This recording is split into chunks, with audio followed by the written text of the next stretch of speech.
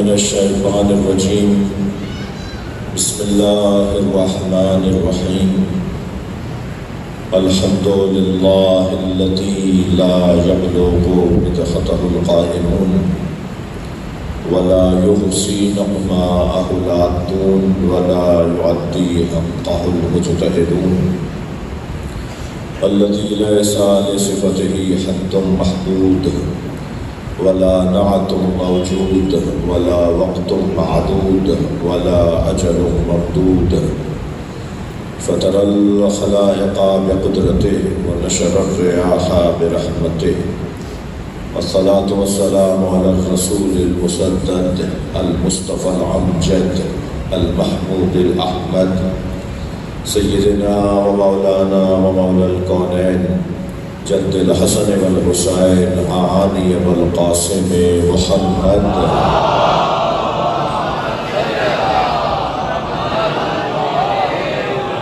آله الطيبين الطاهرين المعصومين الذين قال الله إنما يريد الله ليذهب عنكم الرجس أهل البيت ويطهركم تطهيرا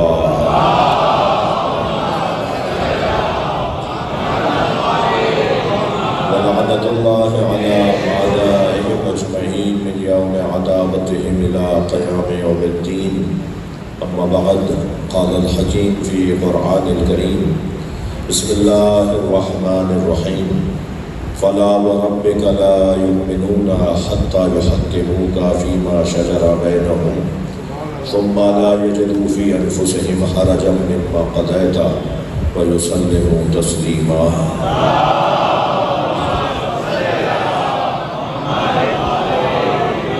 ایک اور بلند صلوات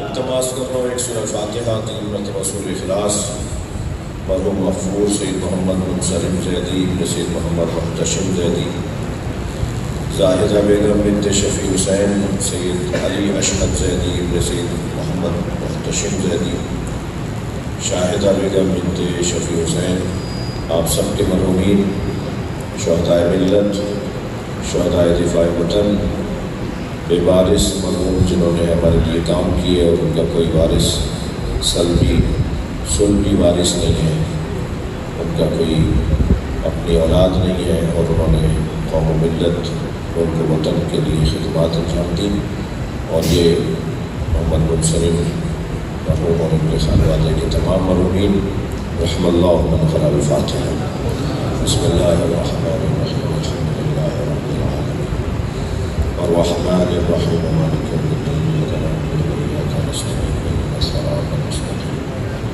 صراط الذین انعمت علیہم غیر المغضوب علیہم ولا الضالین بسم اللہ الرحمن الرحیم قل هو اللہ احد الصمد لم یلد ولم یولد ولم یکن له کفوا احد بسم اللہ الرحمن الرحیم قل هو اللہ احد الصمد لم یلد ولم یولد ولم یکن له کفوا احد اللهم صل علی محمد وعلی محمد مغفرت کے لیے بلند تر صلوات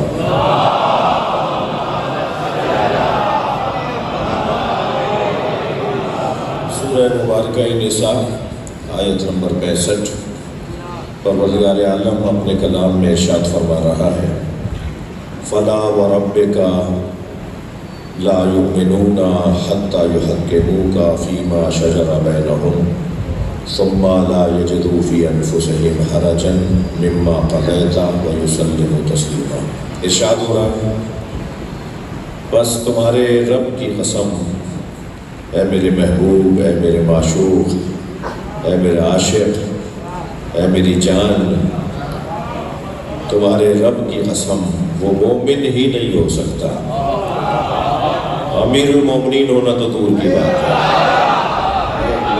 مومن ہی نہیں ہو سکتا جو فلا وربک لا یؤمنون، وہ مومن ہی نہیں ہو سکتا حتی یحکموک فیما شجر بینہم، جب تک وہ اپنے باہمی اختلافات میں آپ کو اپنا حکم نہ مانے۔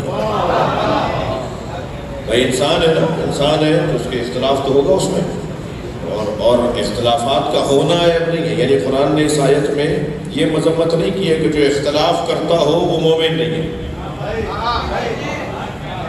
جو اختلاف کرتا ہو وہ مومن نہیں ہے.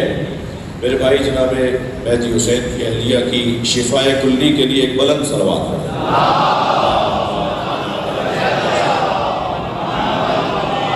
بلند صلوات عرض کر رہا ہوں آپ سے.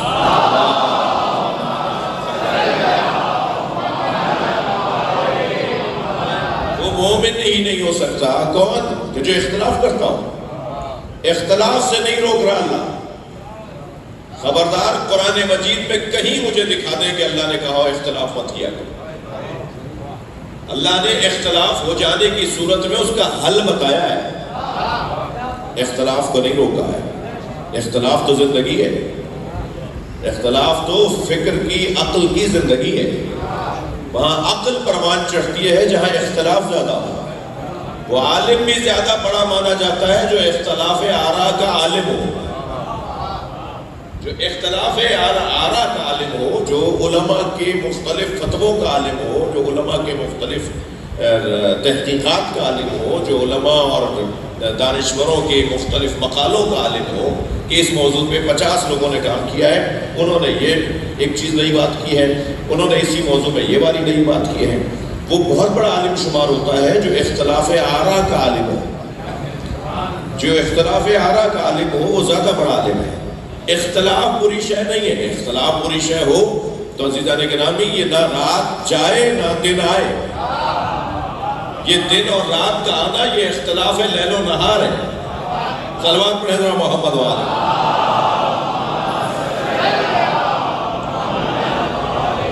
میں اپنے ان بچوں جوانوں سے کہہ رہا ہوں اختلاف سے بڑھنا نہ کرو، بلکہ جو آپ سے اختلاف کرے پہلا کام تو یہ کرو اس کا شکریہ ادا کرو.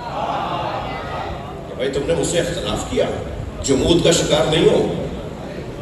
جی جمود کا شکار نہیں ہو. تم سوچتے ہو، تم غور کرتے ہو، تمہاری عقل کام کرتی ہے، تبھی تو اختلاف کر رہے ہو. اختلاف برا نہیں ہے. عزیزان گرامی یہ جتنی یونیورسٹیاں، جتنے بھی تحقیقات ادارے، جتنے بھی ریسرچ ورک ہے وہ اختلاف کی بنیاد پر ہے. یہ سب بند ہو جائے اگر اس جذبے کو ختم کر دیا جائے. اختلاف و امتی رحمہ سرکار کا فرمان ہے یا نہیں؟ میری امت کا اختلاف رحمت ہے.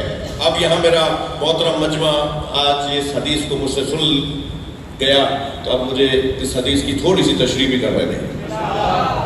یہ جو حدیث مشہور ہے سنی شیعوں میں کہ سرکار نے فرمایا اختلاف و امتی رحمہ، میری امت کا اختلاف رحمت ہے. اسے بڑے سجا کر پیش کرتے ہیں ہمارے بھائی. ہمارے یہاں بھی حدیث ہے، سنی بھائیوں کی بھی حدیث ہے، مسلمانوں کی ساری کتابوں میں یہ حدیث ہے. سرکار نے فرمایا ہے کہ اختلاف و امتی رحمہ، مگر اس سے جو مطلب لیا جاتا ہے وہ یہ ہے کہ بس اختلاف ہی رحمت ہے. اس کا حل کہاں ہے؟ اختلاف کیسے رحمت ہو جائے گا؟ اختلاف کا حل رحمت بنے گا. میں کچھ بات اپنے الفاظ کو بہتر کر کے پیش کرتا ہوں. یہ حدیث سب کے ہاں موجود ہے کہ اختلاف و امتی رحمہ، میری امت کا اختلاف رحمت ہے. عزیزان گرامی اس سے صرف اختلاف کرتے ہوئے دیکھ کر خوش ہو جانا مطلوب نہیں ہے. یہاں اختلاف و امتی رحمہ سے مراد کیا ہے؟ اب ذرا مکتب اہل بیت کی آواز بھی تو سنو. مکتب اہل بیت کی آواز یہ ہے کہ میری امت کا اختلاف یعنی آنا اور جانا میرے اہل بیت کے پاس رحمت ہے. آؤ جاؤ یہ اختلاف، آؤ ملنے کے لیے، ان سے کچھ لے کر جاؤ. یہ جو آنا جانا ہے اسے اختلاف کہتے ہیں. یہ آنا جانا، کہاں آنا جانا؟ میرے اہل بیت کے پاس آؤ، یہ رحمت ہے. تم نے اگر میرے اہل بیت کو چھوڑ کر اختلاف کیا تو بند گلی میں آ جاؤ گے، تمہارے پاس راہ حل نہیں نکلے گا. اختلاف امتی الی اہل بیتی، میرے اہل بیت کے پاس امت کا آنا جانا. نبی مکرم فرماتے ہیں مجھے وہ بہت عزیز ہیں جو روزانہ جنت جاتے ہو. ایک صحابی نے پوچھا یا رسول اللہ روزانہ جنت کون جاتا ہے؟ فرمایا جو روزانہ میرے علی سے ملتا.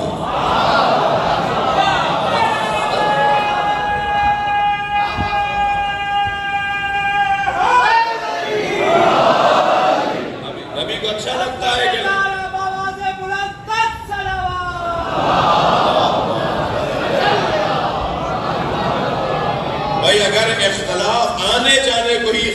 کہتے ہیں، ایک خیال کا آنا، ایک خیال کا جانا، ایک بدن کا آنا، ایک بدن کا جانا. کہ اللہ نے اختلاف لیل و نہار پر دنیا کو قائم کیا ہوا ہے. یہ رات کا آنا اور دن کا جانا، دن کا آنا اور رات کا جانا، یہ جو آنا جانا ہے اسے اختلاف کہتے ہیں. کبھی بدن آ جا رہا ہوتا ہے، کبھی سوچ آ جا رہی ہوتی ہے، کبھی نظریہ آ جا رہا ہوتا ہے. یہ جو آنا اور جانا ہے اسے اختلاف کہتے ہیں. مگر یہ آنا اور جانا کہاں؟ اہل بیت کے پاس. میرے گھر والوں کے پاس آنا جانا رکھو، یہ میری امت کے لیے رحمت ہے. صلوات پڑھے محمد.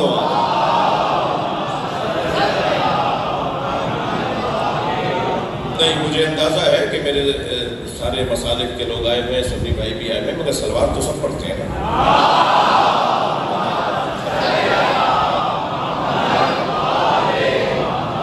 توجہ ہے آج کی. فلا وربک، اے میرے عزیز، میرے جان، میرے محمد، میرے محبوب، میرے عاشق، میرے احمد. وہ مومن ہی نہیں ہو سکتا جو آپ کو اپنے مشاجرات میں، اختلافات میں اپنا حکم نہ مانتا ہو. وہ مومن ہی نہیں ہو سکتا. حتی یحکموک فیما شجر بینہم. اور جب آپ فیصلہ سنا دیں ثم لا یجدوا فی انفسہم حرجا مما قضیت. جب آپ فیصلہ سنا دیں تو پھر بال برابر بھی ان کے ذہن میں شک نہ آئے. سرکار نے کہہ دیا ہے، نبی نے فرما دیا ہے، فیصلہ آ گیا ہے، چاہے وہ میرے خلاف جا رہا ہو، مجھے ماننا پڑے گا. اس لیے کہ اس نے کہہ دیا ہے جس کی بات ماننا ہی ایمان ہے، جس کی بات کو نہ ماننا ہی بے ایمانی ہے. اس نے کہہ دیا ہے ثم لا یجدوا فی انفسہم حرجا مما قضیت ویسلموا تسلیما. اور ایسے تسلیم ہو جیسے تسلیم ہونے کا حق ہے، دل سے تسلیم ہو. تسلیم ہونے کا حق کیا ہے؟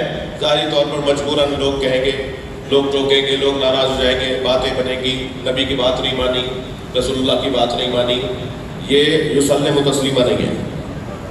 یسلم تسلیمہ یہ ہے کہ دل سے بات کو مانے، تسلیم کرے کہ یا رسول اللہ میرے خلاف جا رہی ہے بات، مگر میں آپ کی بات ہے اس لیے مان رہا ہوں.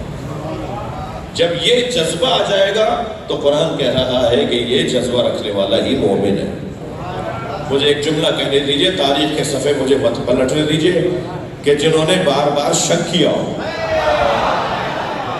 ان کے بارے میں ذرا سوچا جائے کہ تم کس کے پیچھے لگے ہو. صلوات پڑھے ذرا محمد.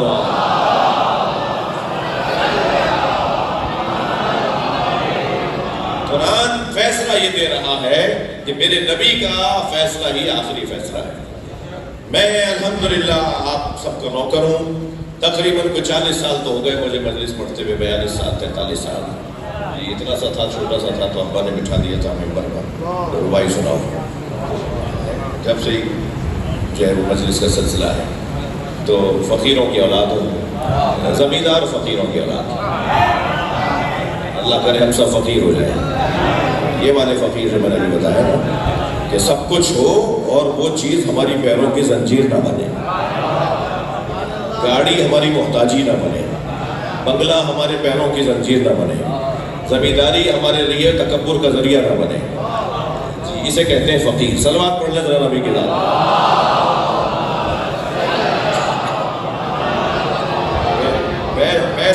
پیسہ ہماری ضرورت نہ بنے، ہم پیسے کی ضرورت بنے. ہم پیسے کی ضرورت بنے. دنیا ہمارے پیروں میں آئے، ہم کسی کے پیروں میں نہ جائیں. یہ کیفیت جو ہے نا، سب کچھ ہوتے ہوئے اسے اہمیت نہ دینا، یہ ہے علی والوں کا انداز زندگی. وہ ایک نوحے کا کوئی مصرع ہے کہ کیا ہوتا ہے علی کے نوکر کیا پھر ایسے ہوتے ہیں علی کے، ایسے ہوتے ہیں علی کے نوکر. کیسے ہوتے ہیں علی کے نوکر؟ جن کے پاس سب کچھ ہو اور وہ سب کچھ ان کی محتاجی نہ ہو، وہ اس کے محتاج نہ ہو، ضرورت مند نہ ہو. بات آگے بڑھے. مجھ طالب علم سے اگر کوئی کہے کہ اتنے عرصے سے تم مجلس پڑھ رہے ہو، سرکار کی 63 برس کی زندگی کو ایک جملے میں خلاصہ کرو، 63 برس کا پیغام ایک جملے میں بتاؤ کیسے ہوگا؟ یہ ممکن ہے اور یہ بعض لوگوں کے لیے ممکن بھی نہیں ہے. ایک جملے میں کیسے بتاؤ گے کہ نبی نے ساری زندگی کیا کہا، کیا کیا؟ تو میں طالب علم ایک جملے میں یہ جملہ آپ کو ہدیہ کروں گا. ایک جملے میں سرکار کی زندگی کو یوں خلاصہ کروں گا کہ سرکار نے ساری زندگی یا اللہ سمجھایا یا علی.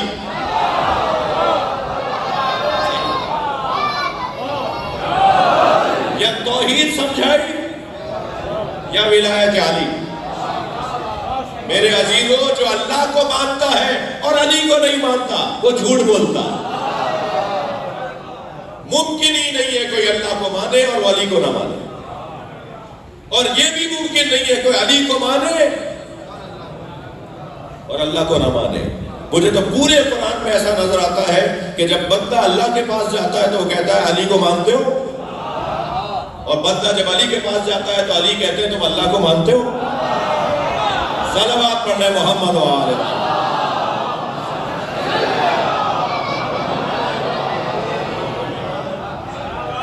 ایک اور بلند صلوات۔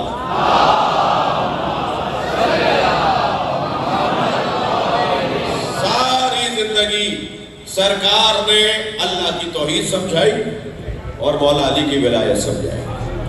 اگر آمادہ ہیں اور جملہ میرا قابل برداشت ہو جائے، صرف آپ ہی کے لیے تو مجلس نہیں ہے نا، پتہ نہیں یہ دوست کون کون ویڈیو بنا رہے ہیں، آ جائے گی بات۔ اگر یہ قابل برداشت ہو جائے جو جملہ کہہ دوں، نبی نے دعوت ذوالعشیرہ میں اپنا تعارف کروانے سے پہلے فرمایا میرا کام بہت مشکل ہے، جو بھی ساتھ دے گا وہی میرا خلیفہ ہوگا۔ نبی نے فرمایا میرا کام بہت مشکل ہے، اس کام میں پریشانیاں ہیں، الجھنیں ہیں، مسائل ہیں، ہجرتیں ہیں، جان سے ہاتھ دھونا ہے، بچوں کو قربان کروانا ہے۔ کون ہے ایکم یبادرنی الی ھذا الامر؟ کون ہے جو اس کام میں میری مدد کرے گا جو میں کام بتانے جا رہا ہوں؟ تو سب خاموش تھے، ایک 10 سالہ بچہ کھڑا ہوا۔ اب مسلمان جسے 10 سالہ بچہ کہہ رہا ہے نا، وہ بچہ ہے کہ جس نے جوانوں کو جوان بنایا۔ جسے تم بچہ کہہ رہے ہو وہ ہے جس نے مسلمانوں کو مومن بنایا۔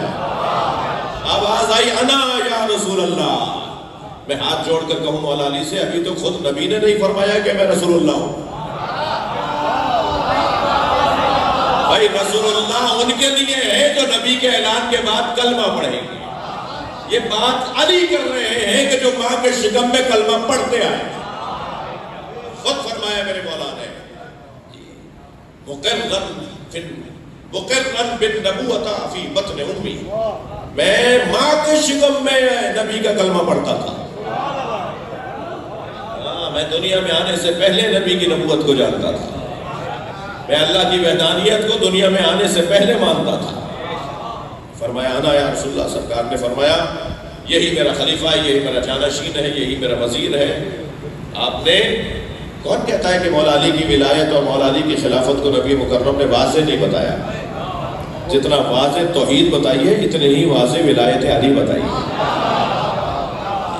کون کہتا ہے بھائی؟ کوئی ایک دن بتائیے جس دن نبی مکرم نے مولا کائنات کی ولایت نہ پہنچائی ہو، مولا کائنات کی امامت اور خلافت کو نہ پہنچایا ہو۔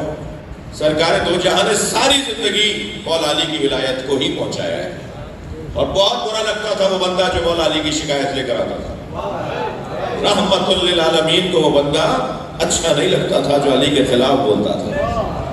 جب کسی نے آ کر کچھ کہا کہ علی سب کو ایک جیسا بانٹ رہے ہیں، مٹھی بھر بھر کے دے رہے ہیں، جی کسی کے پاس زیادہ جا رہا ہے کسی کے پاس کم، سرکار کو برا لگا۔ حضرت نے فرمایا کیا چاہتے ہو میرے علی کے بارے میں، کیا چاہتے ہو تم؟ سرکار غصے میں فرماتے ہیں، اور پھر فرمایا جس جس کو علی نے بانٹا ہے وہ سب اپنا مال واپس لے کر آئے۔ سب کا مال سامنے رکھوایا گیا، اسے وزن کروایا گیا، 1 گرام تولن ماشے کا فرق نہیں تھا۔ فرمایا اِنَّ کَفَايَا وَكَفَا عَلِيٍّ فِي الْعَدْلِ سَوَا، میرا یہ ہاتھ اور علی کا ہاتھ عدالت میں ایک جیسا۔ خبردار، میرے جتنا غصہ نبی مکرم کو اللہ کے خلاف بولنے والے پر آتا تھا، اتنا غصہ میرے مولا نبی کو علی کے خلاف بولنے والے پر آتا ہے۔ آخر اس کا سبب کیا ہے؟ سوال آ رہا ہوگا میں اس کی بعض دوستوں کے ذہن میں کہ آخر اس کا سبب کیا ہے، یہ حکمت کیا ہے اس کے پیچھے؟ یعنی توحید اور ولایت۔ عزیزان گرامی، سبب کو ایک مثال کے ذریعے سے اور چند اور جملوں میں کوشش کرتا ہوں کہ میں اپنے بچوں کے سامنے رکھوں۔ جنگ صفین ہے، گھمسان کی جنگ ہے، سر پہ سر اڑ رہے ہیں، تن پہ تن گر رہے ہیں، لوگ بھاگ رہے ہیں، لوگ علامات کی آوازیں لگا رہے ہیں۔ اتنے گھمسان اور اتنا مشکل میدان ہو گیا تھا کہ مولا کو اپنے چاہنے والوں کی مدد کے لیے خود میدان میں اترنا پڑا۔ حضرت تلوار لے کر میدان میں اترے ہوئے ہیں اور جنگ شدید سرخی کا شکار ہے، احمر الباس کا لفظ آیا اس کے لیے، جنگ سرخ ہو چکی تھی، خون ہی خون نظر آ رہا تھا۔ ایسی کیفیت میں ایک شخص نے آواز دے کر کہا، یا علی مجھے اللہ سمجھائے، اللہ ہے۔ آواز آئی ایک صحابی کی کہ کوئی وقت ہے سوال کرنے کا؟ مولا نے اسے کچھ نہیں کہا، ٹوکنے والے کو کہا، سلونی کا دعویٰ کرنے والا جب دعویٰ کر چکا ہے تو سوال کہیں بھی ہو سکتا ہے، اس کا حق ہے کہ یہ مجھ سے سوال کرے۔ یہ کہہ کر مولا علی نے اپنی تلوار نیام میں رکھ لی، چاروں طرف دشمن گھوم رہے ہیں، ایک دوسرے کو مار رہے ہیں، مقابلہ ہو رہا ہے، اور علی میدان کے بیچ میں کھڑے ہو کے فرماتے ہیں، پوچھو کیا پوچھنا چاہتے ہو؟ کہنے لگا بتائیے اللہ ہے، اس پہ دلیل ہے؟ حضرت نے اسے توحید سمجھانا شروع کی۔ ایک شخص نے کہا یہ کوئی جگہ ہے توحید کا سوال کرنے کی؟ میرے مولا نے غصے سے اسے دیکھا اور فرمایا سب سے اچھی جگہ یہی ہے، اگر انہوں نے اللہ کو مان لیا ہوتا تو کبھی مجھ سے لڑنے نہ آتے۔ صلوات پڑھیں ذرا محمد و آلہ، اور بلند صلوات مولا علی کی طرف۔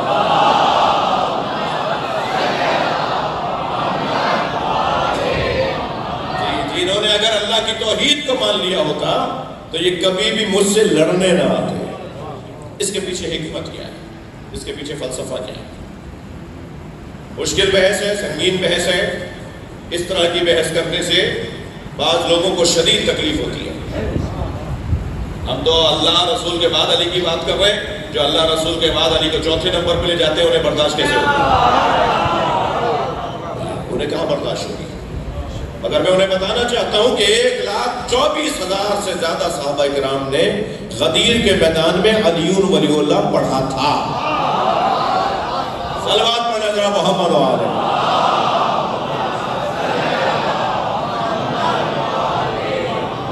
سرکار نے جب من کن تو مولا فہذا علی المولا فرمایا تو تمام صحابہ کرام نے مولا علی کو اپنا مولا مانا تھا، اپنا مولا مانا تھا۔ اس کے بعد کیا ہوا تھا وہ مجھے اجازت ہے کہ نہ بتاؤں۔ ایک صلوات پڑھ لیں ذرا محمد و آلہ۔ نہیں آپ صلوات سب نہیں پڑھ رہے۔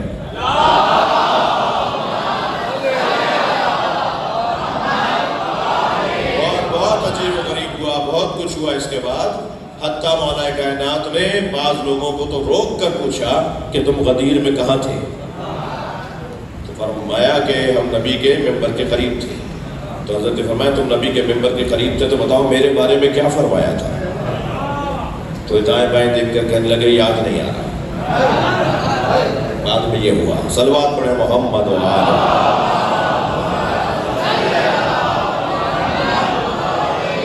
یہ جو بھولنے والا کام ہے نا، اس کی وجہ سے بڑا نقصان بہت بڑا ہوتا ہے۔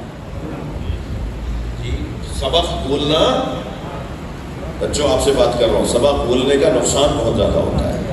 یہ سبق بھولنے کا نقصان ہے جسے کربلا کہتے ہیں۔ پھر اتنی بڑی قربانی دینی پڑتی ہے تاکہ سبق کو یاد رکھوایا جائے، آسان کام نہیں ہے۔ سبق بھی کتنا سنگین ہے۔ فرمایا کہ جو آپ فیصلہ سنائیں وہی آخری فیصلہ ہو۔ سرکار نے کیا فیصلہ سنایا؟ کیا سرکار نے فیصلے نہیں سنا دیے؟ اغفاکم علی، تمہارے درمیان سب سے اچھا فیصلہ کرنے والا علی ہے۔ عالمکم علی، کیا نبی نے فیصلہ نہیں سنا دیا کہ سب سے بڑا عالم تمہارے درمیان علی ہے؟ اشجاعکم علی، کیا نبی نے فیصلہ نہیں سنا دیا کہ تم میں سب سے زیادہ شجاع علی ہے؟ کیا سرکار نے یہ فیصلے نہیں سنا دیے؟ سرکار نے سارے فیصلے سنا دیے۔ اب نبی کے ان فیصلوں پر عمل کرنا ہی ایمان ہے۔ اور یاد رہے میرے بچوں جوانوں، جو تاثیر لا الہ الا اللہ میں ہے وہ تاثیر لا الہ الا اللہ کو چھوڑ کر نہیں، لا الہ الا اللہ کی جو تاثیر ہے لا الہ الا اللہ کے ساتھ وہی تاثیر علی ولی اللہ ہے۔ تھوڑا سا غور کیجئے گا میری باتوں پر۔ جو لا الہ الا اللہ کی عدد ہے نا وہ 14 کی عدد ہے۔ لا الہ الا اللہ کا دم ہی جب بنتا ہے کہ جب تم ولایت کو مانو۔ اچھا چلے میں روشن کہہ دیتا ہوں.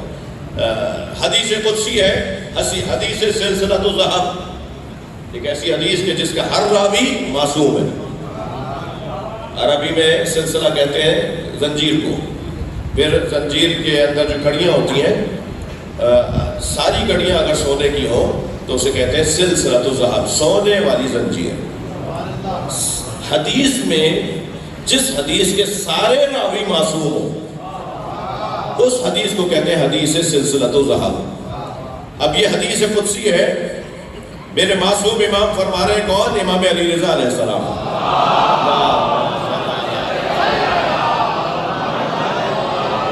فرما رہے ہیں کہ ان ابی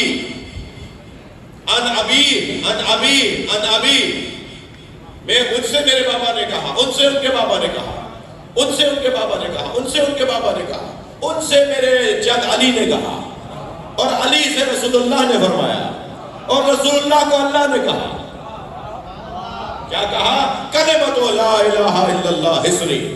یہ جو لا الہ الا اللہ کا کلمہ ہے یہ مجھ اللہ کا قلعہ ہے. تھکے ہوئے تو نہیں ہو؟ لا الہ الا اللہ کا جو کلمہ ہے یہ مجھ اللہ کا قلعہ ہے. فمن دخل حصنی، جو میرے قلعے میں داخل ہو گیا، امن من عذابی، وہ میرے عذاب سے بچ گیا. یہ کہہ کر میرے مولا رضا نے سانس لیا، توقف فرمایا، ایک لمحے کا مکث کیا، اور اس کے بعد دوبارہ فرمایا وَلَكِنْ بِشُرُوطِهَا، مگر یہ لا الہ الا اللہ کا کلمہ اللہ کا قلعہ بن کے تمہاری حفاظت تب کرے گا جب اس کے شرائط کو ادا کرو گے. وَأَنَا مِنْ شُرُوطِهَا، اور میں ان شرائط میں سے ایک. وہ جو شرائط ہے لا الہ الا اللہ کے، لا الہ الا اللہ کی تاثیر ہی ختم ہو جائے گی اگر تم نے ولایت نہ مانی. جس لہجے کی آیت ہے، توجہ، جس لہجے کی یہ حدیث ہے، حدیث قدسی، اسی لہجے کی ایک اور حدیث قدسی ہے. سنا دوں کیا کہا؟ کلمۃ لا الہ الا اللہ حصنی، لا الہ الا اللہ مجھ اللہ کا قلعہ ہے، جو اس قلعے میں داخل ہوا وہ میرے عذاب سے بچ گیا. اسی لہجے کی حدیث اور سن لیجئے. ولایت علی بن ابی طالب حصنی، اللہ کہہ رہا ہے علی کی ولایت مجھ اللہ کا قلعہ ہے. یا اللہ، لا الہ الا اللہ تیرا قلعہ ہے، یا علی کی ولایت تیرا قلعہ ہے. ولایت علی بن ابی طالب حصنی، فمن دخل حصنی، اور جو اس میرے قلعے میں داخل ہو گیا، امن من عذابی، وہ عذاب سے بچ گیا. جو تاثیر لا الہ الا اللہ میں ہے وہ تاثیر علی ولی اللہ میں. جی، محمد الرسول اللہ وہ کلمہ ہے جو لا الہ الا اللہ کا پیغام لے کر علی ولی اللہ تک پہنچائے. یہ جو بیچ میں محمد الرسول اللہ ختم نبوت کا عنوان ہے، سرکار کے بعد تو کوئی نبی نہیں ہے نا. یہ جو خاتم الانبیاء ہیں ان کا کام یہ ہے کہ ولایتوں کو اللہ سے لے کر علی کے حوالے کریں. یہ وہ واسطہ فیض ہیں علی اور اللہ کے درمیان. لہذا زقنی رسول اللہ زقن زقا، مجھے رسول اللہ نے ایسے علم دیا ہے جیسے پرندہ اپنے بچے کو چگاتا ہے. جیسے ماں اپنے بچے کو دودھ پلاتی ہے ایسے نہیں فرمایا علی والا. جیسے ماں بچے کو دودھ پلاتی ہے نہیں فرمایا. جیسے پرندہ اپنے بچے کو چگاتا ہے، اپنے بچے کو دانہ بھرتا ہے، ایسے رسول اللہ نے مجھے علم دیا ہے. یعنی جیسا لیا ایسا دیا. ماں جیسا کھاتی ہے ایسا پلاتی نہیں ہے، جو پلاتی ہے وہ کھاتی نہیں ہے، مگر پرندہ جو کھاتا ہے وہی کھلاتا ہے. صلوات پڑھیں محمد و آلہ.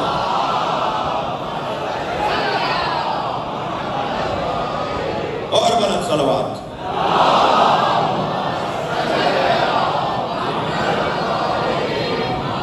زقنی رسول اللہ، علمنی رسول اللہ الف باب. تک تو نہیں گئے؟ مجھے رسول اللہ نے 1000 باب علم سکھائے. علمنی رسول اللہ الف باب یفتح من کل باب الف باب. مجھے رسول اللہ نے 1000 باب علم. مجھے آج کے بچے بتائیں 70 سے زیادہ علوم تو آج رائج ہی نہیں ہے دنیا میں. جو علوم کی تعداد ہے ہمارے یہاں تو 5 علوم کے اوپر کالج بن جاتا ہے. کالج کی رجسٹریشن جو ہے وہ 5 علوم 5 فیکلٹیوں پر ہوتی ہے. کم سے کم آپ کے پاس 5 فیکلٹیاں ہوں تو آپ کالج اپنے ہائی اسکول کو، آپ اپنی ہائر سیکنڈری کو آپ کالج بنا دیں. 5 فیکلٹیاں یہاں ہونی چاہیے جس کے اندر تجربات بھی ہوتے ہوں، جس کے اندر تھیوری بھی پڑھائی جاتی ہو. 5 علوم پہ کالج بنتے ہیں. 12-14 علوم ہوتے ہیں بڑی یونیورسٹیوں میں. دنیا کی بڑی یونیورسٹیاں ہیں، بہت بڑی یونیورسٹیاں ہیں جن کے اندر 30-40 ہیں. مجموعی طور پہ ورلڈ میں اگر آپ دیکھیں تو 70 علوم سے زیادہ رائج نہیں ہے. مولا علی فرما رہے ہیں مجھے رسول اللہ نے 1000 علوم عطا کیے. بھائی صلوات بنتی ہے بلند آواز سے.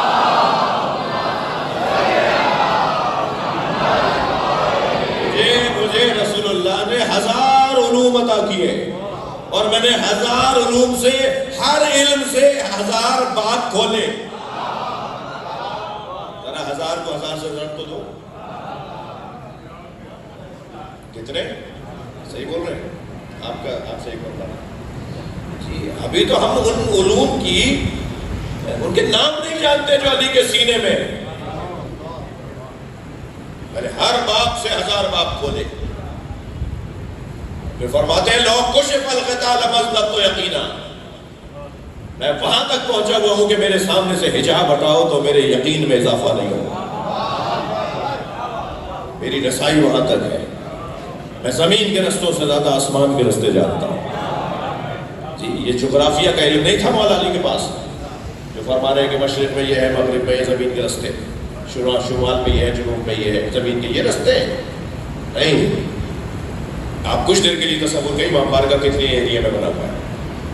جتنے ایریا میں اس وقت امام بارگاہ بنا ہوا ہے نا، اس میں لاکھوں کی تعداد میں نسیں ہیں اتنے سے ایریا میں، جو لاکھوں کی تعداد میں رستے ہیں جو اسی جگہ سے گزر رہے ہیں.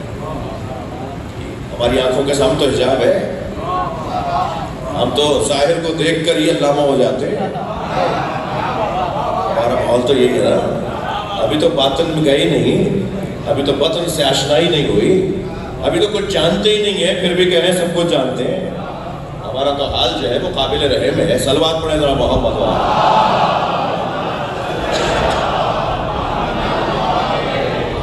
میں زمین کے رستوں سے زیادہ، یہ رستے زمین کے، یہ جو نسیں ہیں، یہ جو تہ لگی ہوئی ہیں جی، 1 فٹ کے فاصلے سے آپ بور کریں آپ کو مختلف چیزیں نکلیں گی. 1 فٹ تو زیادہ بول دیا، 1 بارش 1 انچ کے فاصلے سے دنیا یہ رہتا ہے. ہر انچ میں دنیا یہ رہتا ہے زمین میں. مولا فرما رہے ہیں میں زمین کے رستوں سے زیادہ آسمان کے رستے جانتا ہوں جی. فرمایا ینحدر عنی السیل ولا یرقی علی الطیر. میں جب بولنے لگتا ہوں تو معرفت کا سیلاب بہتا ہے، اور جب میں پرواز کرنے لگتا ہوں تو دنیا کا کوئی پرندہ نہیں ہے جو میرے برابر آ کے پرواز بھر سکے. جب میں پرواز کرنے لگتا ہوں، کس سے مقابلہ کر رہے ہو، کس سے مقایسہ کر رہے ہو، کس کے ساتھ جوڑ رہے ہو چیزوں کو. فرماتے ہیں لا یقاسو بآل محمد احد من هذه الامہ. اس امت کے کسی فرد کو آل محمد کے ساتھ مقایسہ مت کیا کرو. کیفا یسوی من جرت نعمتہم. وہ ان کے برابر کیسے ہو سکتے ہیں جو ان کے ٹکڑے کھاتے ہو، جو ان کی برکتوں سے رہتے ہو. صلوات پڑھنے محمد و آلہ. اور بلند صلوات.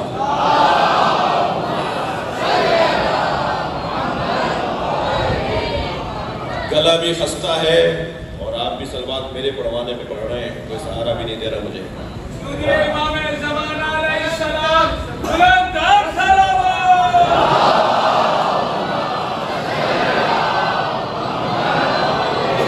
اور میرے عزیز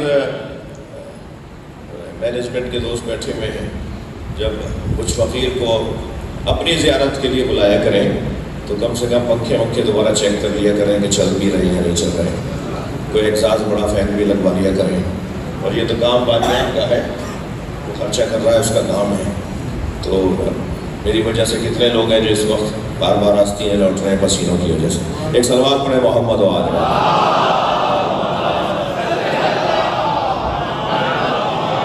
ناراض ہوئے ہوں یا نہیں ہوئے ہوں، دونوں صورتوں میں صلوات تو پڑھیں.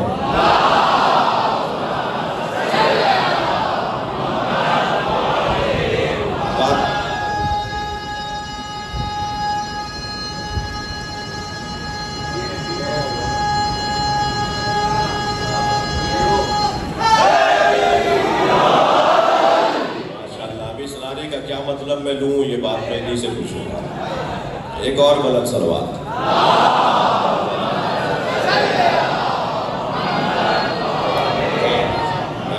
کیا بات پنکھے چلتے ہیں بھائی.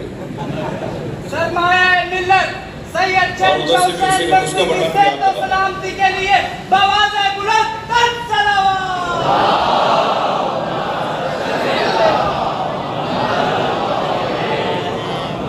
آگے بڑھے بات.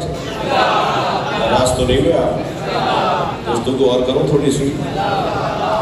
اے میرے حبیب، وہ مومن نہیں ہو سکتا جو آپ کے فیصلوں کو نہ مانتا.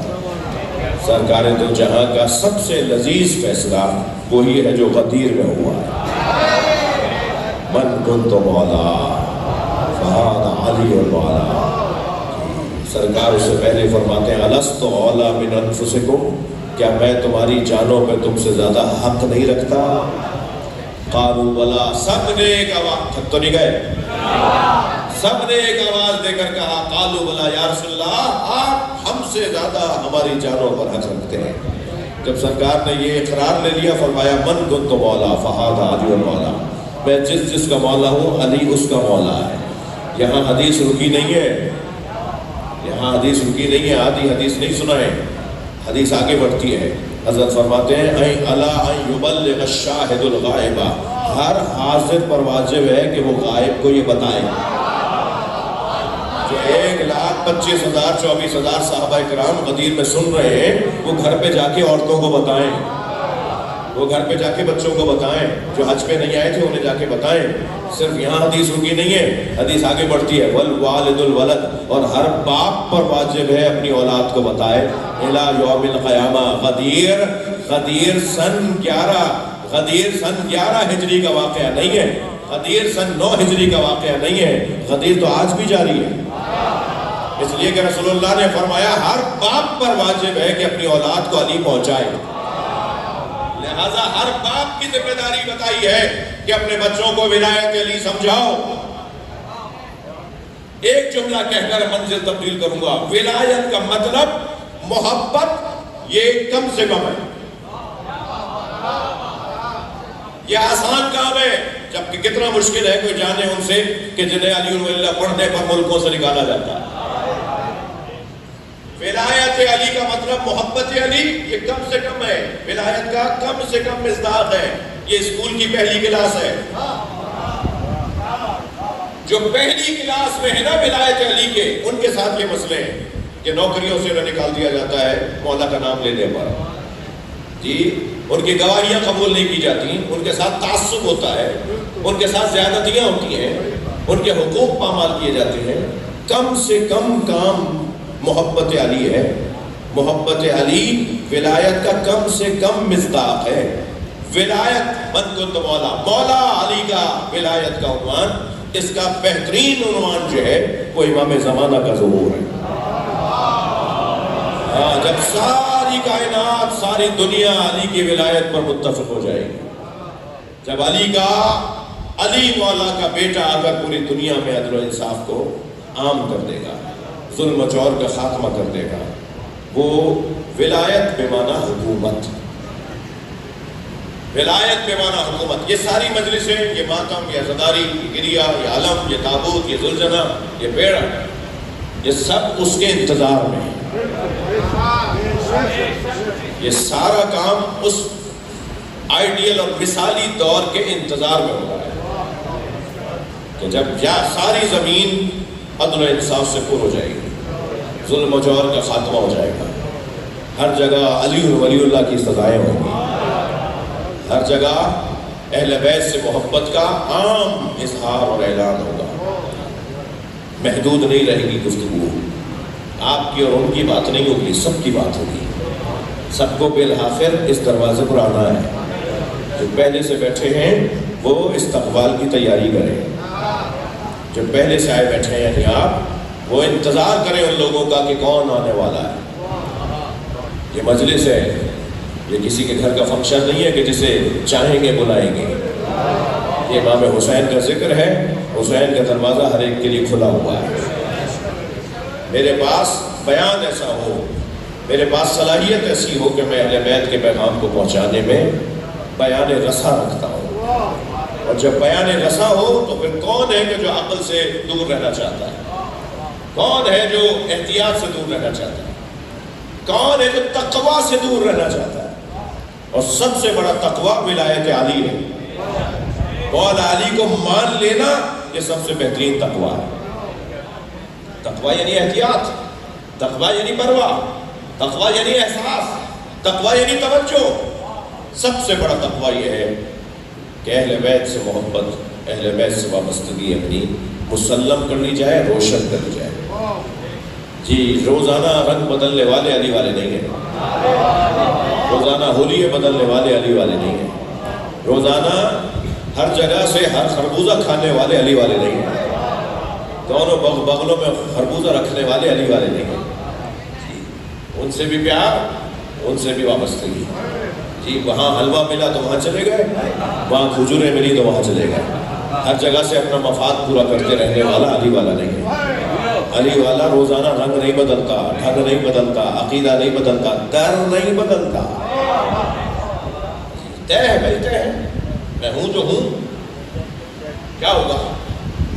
کیا کر لو گے؟ اس سے پہلے جو تم کر چکے اس کا کیا نتیجہ نکلا؟ کیا تم نے کم کر دیا؟ یہاں تو رش پڑ گیا، یہاں تو چاہنے والوں میں اضافہ ہو گیا، یہاں تو امام بارگاہ چھوٹے پڑنے لگ گئے۔ تم نے جو کچھ کیا اس سے کیا نتیجہ لیا؟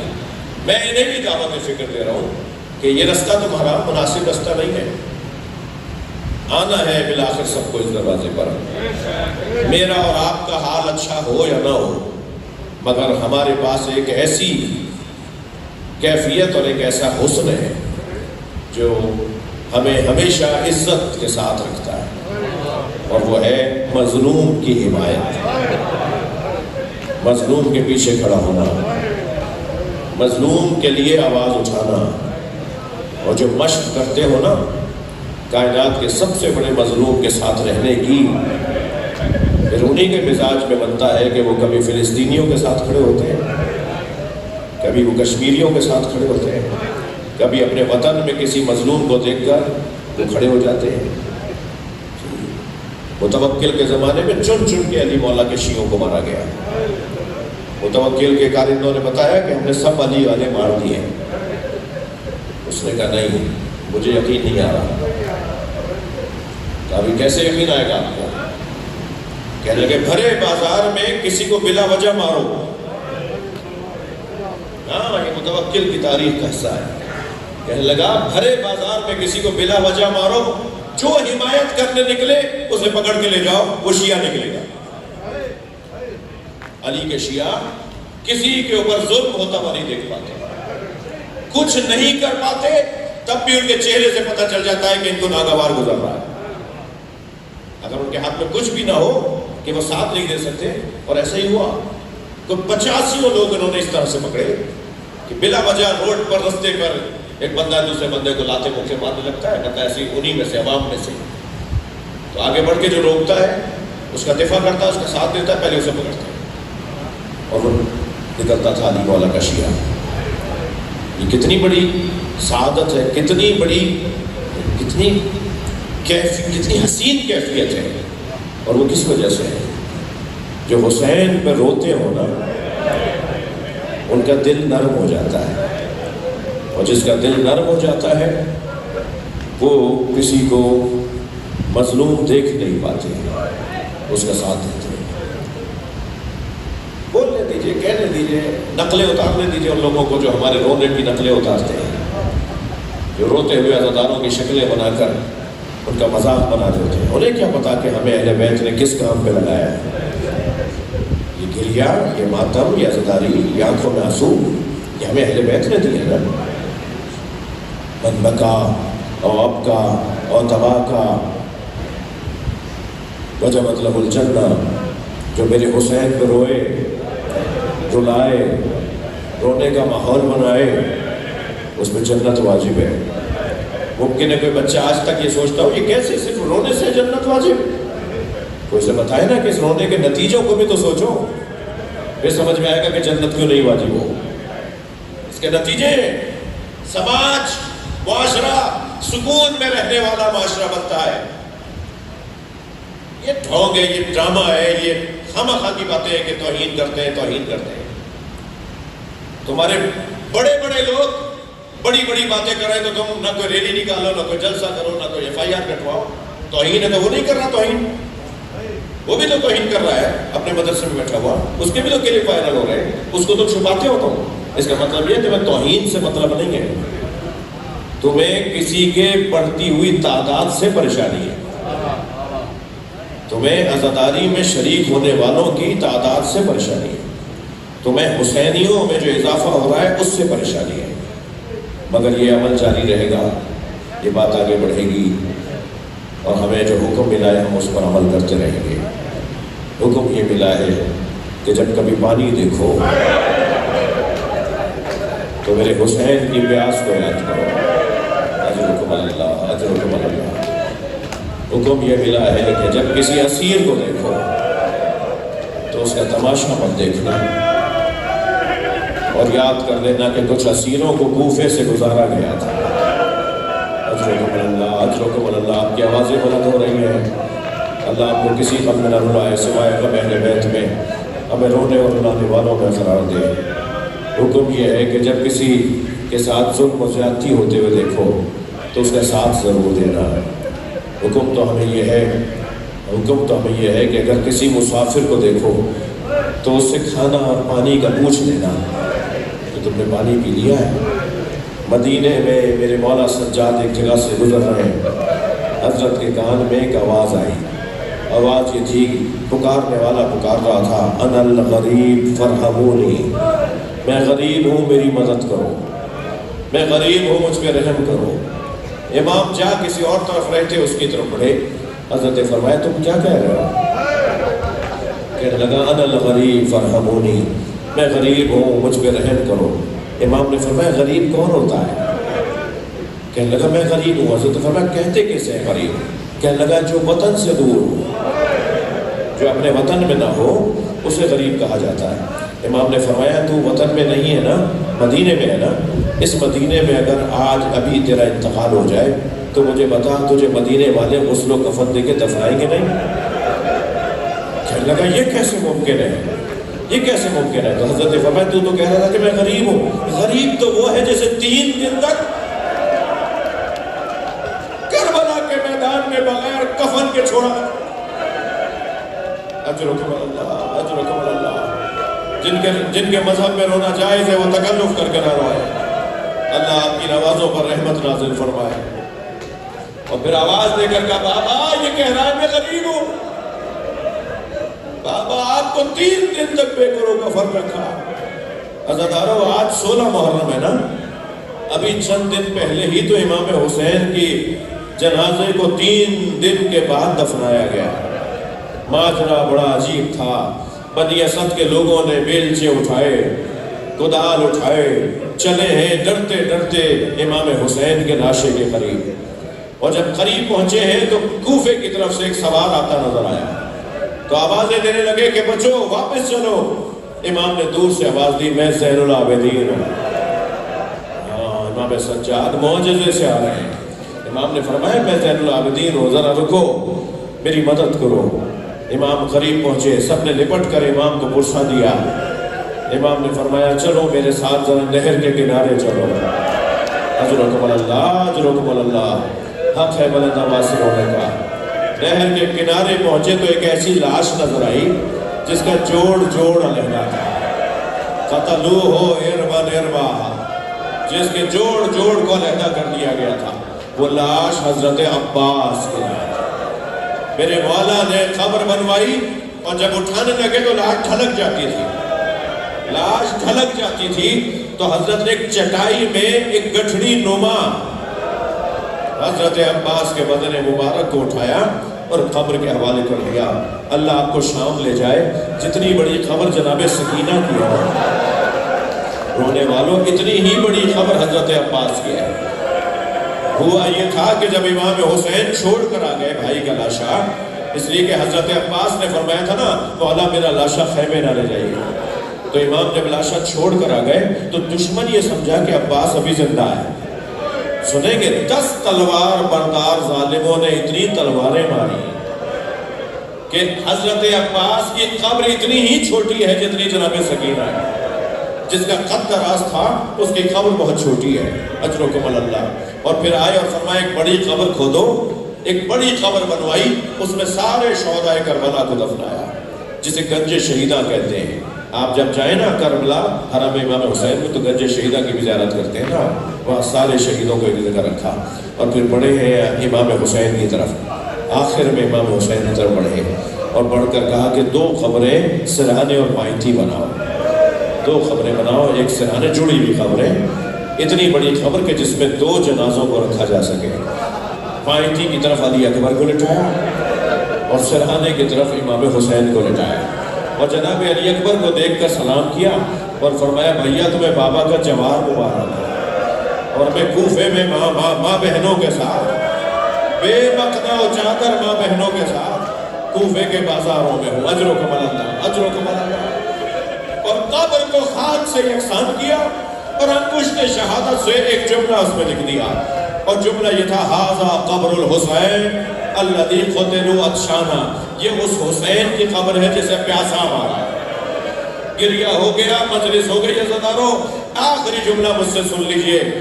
یہ مسائل جیسے میں نے ابھی پڑھے, ایسے ہی کربلا میں امام حسین کے حرم میں ایک مولا کے حرم کے خطیب نے آیت اللہ حائری نے یہ جملے پڑھے. جب وہ ممبر سے اترے تو روتا ہوا ایک عزادار قریب آیا اور کہنے لگا آپ نے نہیں بتایا علی اصغر کو کہاں دفنایا. آپ نے نہیں بتایا کہ امام سجاد نے علی اصغر کو کہاں دفنایا.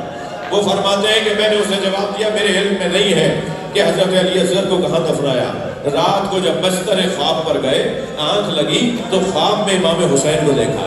فرمایا ہمارے رونے والوں کو بتاؤ علی اصغر میرے سینے میں سو, زین العابدین نے یہ بچہ میرے سینے پہ لٹا.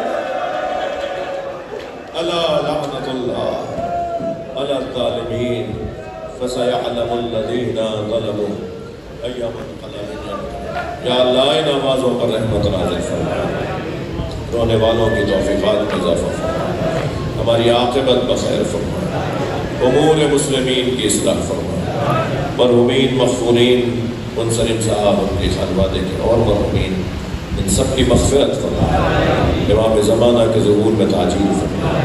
رحم اللہ من قرأ الفاتحہ.